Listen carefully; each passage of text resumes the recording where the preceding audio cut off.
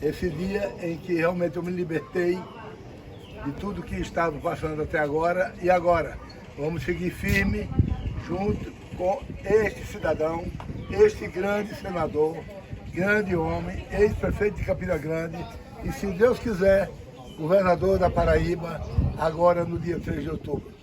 Se Deus quiser, todos os meus amigos, as minhas amigas de Itaporanga do Vale do Piacó, todos que me tiver um pequeno de consideração, iremos juntos votar no 15, no dia 2 de outubro.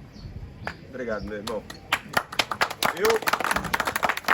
Eu quero agradecer tremendamente. Iniciar um final de semana, uma caravana que nós vamos ter e percorrer diversos municípios do nosso vale.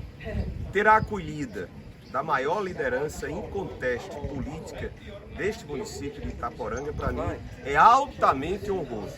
Traz-me uma alegria e, ao lado dela, uma responsabilidade tremenda, que é a de não frustrar o acolhimento que de Jaci Júnior, que os demais companheiros ao lado desse fidelíssimo parceiro de projeto me dão e me trazem.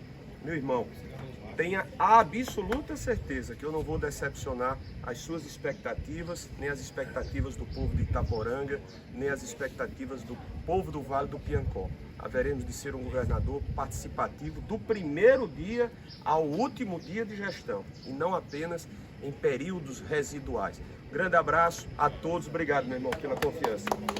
Prazer grande.